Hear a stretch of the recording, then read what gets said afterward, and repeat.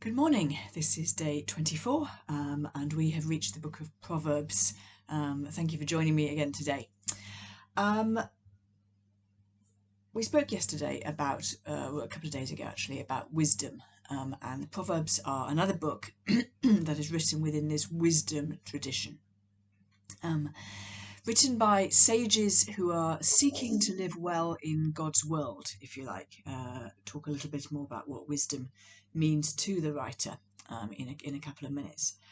The main literary form of this book, as you probably know if you've dipped into it at all, is the proverb, a little couplet that says something kind of wise and worth pondering. The Hebrew word for that is a mashal. So I'm just turning at random. The integrity of the upright guides them, but the unfaithful are destroyed by their duplicity. Quite a short, quite a succinct little thing that you could take away and think about and wrestle with and work out how to apply. So that's the main form of Proverbs, but actually there are a number of different things that we encounter in the book of Proverbs. Essentially, it's broken out into two different collections. The first collection is the first 9 chapters. And this is set within a kind of family setting where parents are the source of authority for a child's education, and parents are to guide their children, to bring up a child in the way that they will go. And so within these first 9 chapters, we have 10 speeches which are couched as instructions, as admonitions, as warnings, or rebukes from a wise teacher or parent. Because parental wisdom is intended to personify God's wisdom. Excuse me. Chapter 3, verse 11. My son, do not despise the Lord's discipline. Do not resent his rebuke, because the Lord disciplines those he loves. As a father, the son he delights in. So the ideal behind chapters 1 to 9 is that parental wisdom will somehow exemplify divine wisdom. Parental authority and guidance and discipline exemplifies divine authority, guidance and discipline. Now, any of us who are parents, or indeed have had parents, will know that that is an ideal and not a reality all the time. But nonetheless, it sets out that ideal. So the topics that are dealt with within these 10 speeches are things like how to be a good neighbour, faithfulness in marriage, the folly of lending money, diligent labour. And it's all pinned on the wisdom that comes from devotion to God. We also, within these 9 chapters, encounter 2 women who personify particular attributes, and I'm going to talk about them in a little bit more detail in a few minutes. Now, the second collection begins at chapter 10, verse 1. And unlike the first collection, which is set within the family, this one is set within the royal court.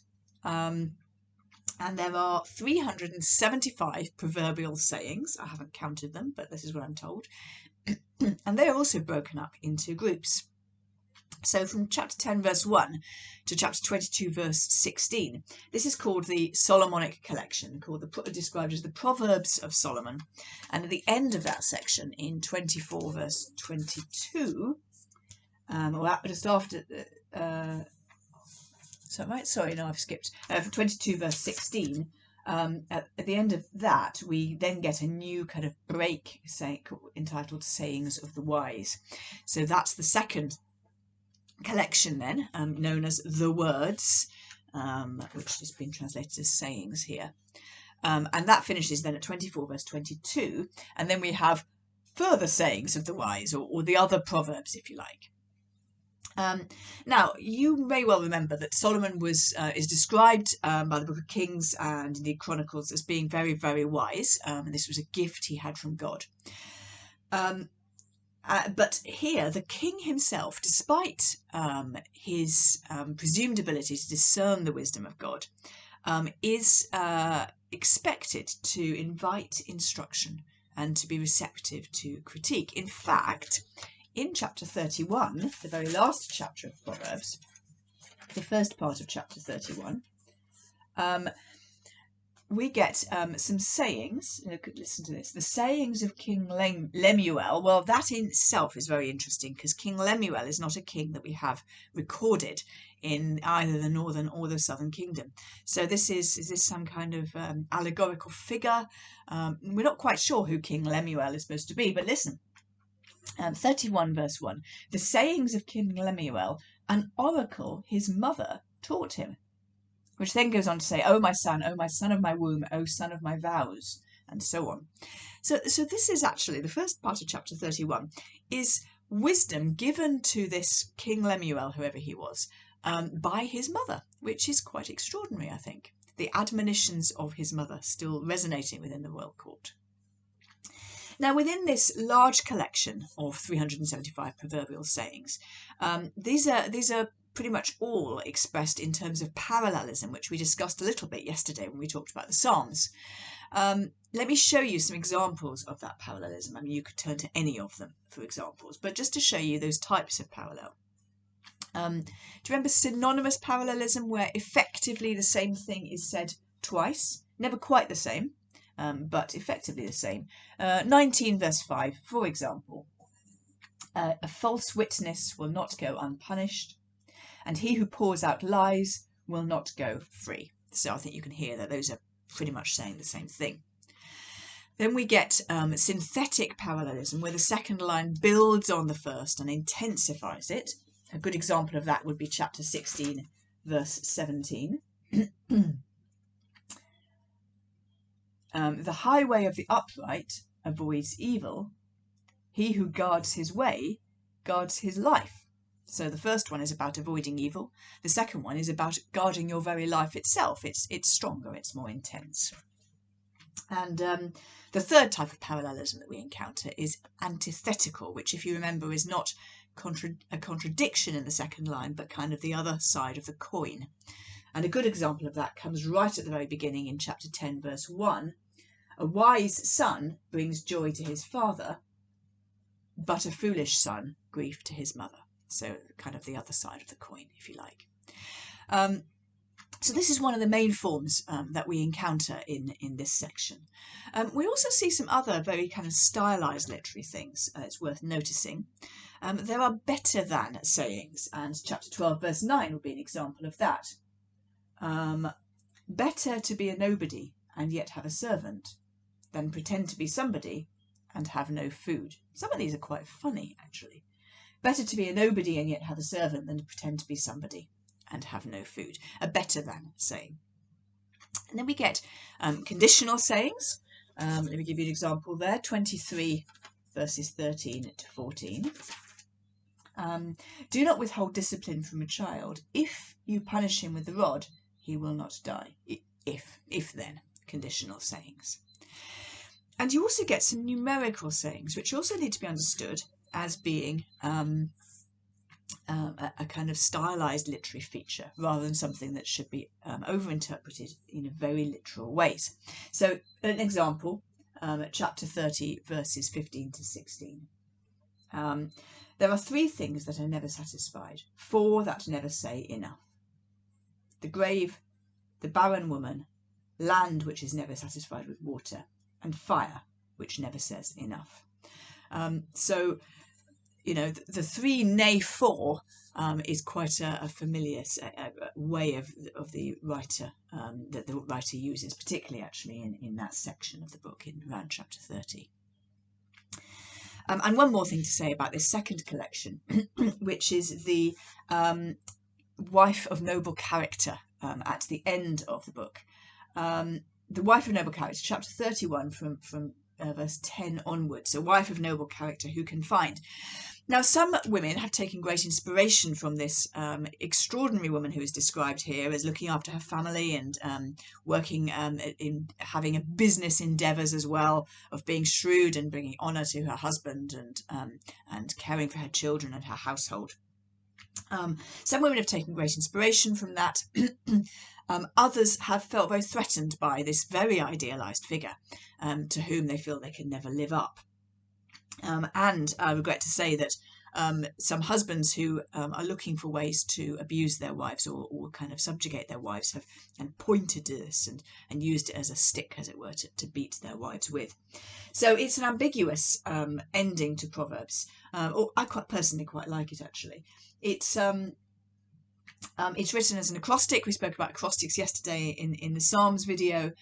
So each new line, or maybe half line actually here, begins with the next letter of the alphabet in Hebrew.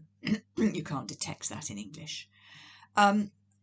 I think one of the best ways to interpret Proverbs 31 is in connection with Lady Wisdom, one of the two women that we encounter earlier on in the book. I'm going to say a word about Lady Wisdom in just a moment. Now, how do we read the book of Proverbs? I think the first thing to say is the Proverbs provide rules of thumb, not promises or laws. They provide ways of living which, if observed, will tend to result in a life that is longer, more successful, more prosperous. But they're not promises, and nor are they laws. We understand this intuitively in everyday life. There are ways we have our own Proverbs, we have ways of living that provide no guarantee that you won't fall under a bus or something. But nonetheless, if you live that way, you're more likely to live long and prosper. An example, gambling. Most of us know that gambling is an unwise thing to do, at least in excess. And that if we are susceptible to gambling, if we are prone to gambling, then typically we are going to come to grief financially and perhaps beyond the finances as well. Now, some gamblers strike it lucky. Some gamblers get very wealthy. Some people who are very prudent with their money, nonetheless, something bad happens and they end up impoverished as well. So there is no guarantee that if you gamble, you will fail, and if you don't gamble, you'll succeed. But as a rule of thumb, that's not a bad way of understanding life. The book of Proverbs operates rather like that. And a good example to kind of show you that this cannot be promises or laws can be found in chapter 26, verses 4 and 5. Now listen to these two proverbs set right next to each other. Verse 4, do not answer a fool according to his folly, or you will be like him yourself. Verse 5, answer a fool according to his folly, lest he be wise in his own eyes. Directly contradictory proverbs right next to each other. Now, we are not supposed to imagine that the compiler and the writer of these proverbs is an idiot and has failed to notice that he has put contradictory proverbs right next to each other. So this is a good example of the fact that we are supposed to take these away and ponder them and think about, in what situations does this apply? How might I learn from this? How might I live wisely as a result of reading these proverbs? Let me say a little bit about the fear of the Lord in Proverbs. The fear of the Lord is a rich idea. Sometimes, quite often these days, I think we read people saying or hear people saying, "Oh, the fear of the Lord. It's it's not supposed to be about terror. It's that we don't like this idea of being scared of God. It's about kind of respect and honor and worship." And I want to say kind of, and I think the biblical writer would say kind of yes and no. The fear of the Lord is described as the beginning of wisdom. It is the way to live well. It says that several times in the book of Proverbs. What is the fear of the Lord? It is honour, respect. It's walking in God's ways. It's having a very healthy honouring and reverence for him. I'm not persuaded that we're not supposed to be a little scared. At least sometimes. I think that the overall testimony of the Bible is that sometimes our knees should knock. Remember those theophanies we saw in Sinai, and remember Uzzah who touched the ark and was struck. If our knees don't knock sometimes, then I think we have failed to appreciate the vast distance that there is between God and us, between his wisdom and ours, between his strength and ours, between his holiness and our lack of holiness. So I think our knees should knock a little sometimes, which is not to say we should crawl about in terror that we're about to be struck by a lightning bolt. And those of us who are Christians want to take that understanding of what it means to fear God and then say, what does the life of Jesus then show us, and how does that then transform that? But nonetheless, I don't want to dispense with that idea of fear altogether. So those who fear the Lord in Proverbs will, by the rule of thumb, have a prolonged life, can have confidence in their life, will be unencumbered by the snares of death, and will prosper in material terms. Rules of thumb, not laws or guarantees. Let me finish by saying something, or two things actually, one very short final comment, but before that, something about the two women of Proverbs. And we mostly meet these in the beginning 9 or 10 chapters. As I say, we may meet one of them right at the very end again, although that's not made explicit. Do you know the musical or the book actually, but really it comes out better in the musical, Les Mis? Les Miserables. If you know Les Mis, you will know that there's a character called Madame Thénardier, who is an innkeeper's wife. And the innkeeper that the inn that she and her husband keep is a place where you will be fleeced of your money. Your food will be contaminated by revolting stuff that they put in to kind of pad it out. They will, you might well be robbed. You'll certainly be overcharged. It's a house of ill repute. It's a house where drunkards and gamblers and prostitutes hang out. It's that you kind of get the idea. And Madame Thénardier kind of exemplifies this. She's this coarse, vulgar woman who kind of tries to seduce you to come into her pub. Okay, hold that thought. And by contrast, if you've seen certainly the earlier editions of Great British Bake Off, think about Mary Berry. Mary Berry is the exact opposite, I think, to Madame Thénardier. Mary Berry is, you kind of get the impression that that you would, if you went to her house, you would be given wholesome food and have wholesome conversation. She kind of exudes that kind of wholesome air. Rather a nice lady, I think. I think Madame Thénardier and Mary Berry rather give us a glimpse of these two women in Proverbs, who are kind of broadly entitled Madame Folly and Lady Wisdom. So Madame Folly is trying to seduce you into, she's described as being a prostitute or somebody who's a woman of loose virtue. She's trying to seduce you, but that kind of idea of sexual transgression is really just a metaphor for going the way of folly, for walking away from wisdom, for choosing to live without the fear of the Lord. By contrast, Lady Wisdom sort of beckons you her way and says, come walk my way, learn from me, and you will eat wholesome fare and you will prosper. Chapter 9 of Proverbs sets these two women very clearly in not opposition so much as in distinction to one another, with two little poems which are directly parallel to one another. I'll just read you these two. Beginning of chapter 9, Wisdom, Lady Wisdom, has built her house. She has hewn out its 7 pillars. She has prepared her meat and mixed her wine. She has also set her table. She has sent out her maids, and she calls from the highest point of the city. Let all who are simple come in here, she says to those who lack judgment. Come, eat my food and drink the wine I have mixed. Leave your simple ways, and you will live. Walk in the way of understanding. So she has prepared her table. She sends out the invitation, come eat with me and learn from me.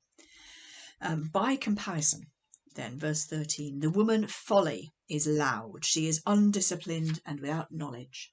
She sits at the door of her house on a seat at the highest point of the city, calling out to those who pass by, who go straight on their way. Let all who are simple come in here, she says to those who lack judgment. Stolen water is sweet. Food eaten in secret is delicious. But little do they know that the dead are there, that her guests are in the depths of the grave. If you've ever been to a warm climate, we have it even in Britain actually sometimes in the summer, and you walk around looking for somewhere to eat in the evening, and the restaurants are kind of spilling out into the pavement, and often outside the restaurant will be a staff member, a waiter from the restaurant with a menu, trying to entice you in, saying, come and look at my menu. Lovely food in here, very reasonable prices. Come and look, I've got a lovely table for you. I think Madam Folly and Lady Wisdom are a bit like that. They have adjacent establishments, and they're both saying, come on in, come and eat of my food. But one way leads to death and one way leads to life. The final thing I would like to suggest that you might want to think about, maybe today if you wanted to dig a little deeper into the book of Proverbs. In these days of social media, which of course never entered the minds of the ancient writers of Proverbs, but in these days of social media, I think the book of Proverbs has an extraordinarily modern feel. And you can take a chapter at random from that second collection, I think, and find many, many examples that give good advice for how to operate on social media. I am going to do an experiment, which is slightly risky when I'm recording live, as it were, but I'm going to show you that I can find one at random.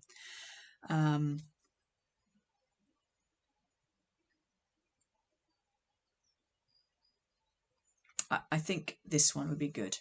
A person who lacks judgment derides his neighbour, but a person of understanding holds his tongue. Not bad advice for days of social media. That was from chapter 11.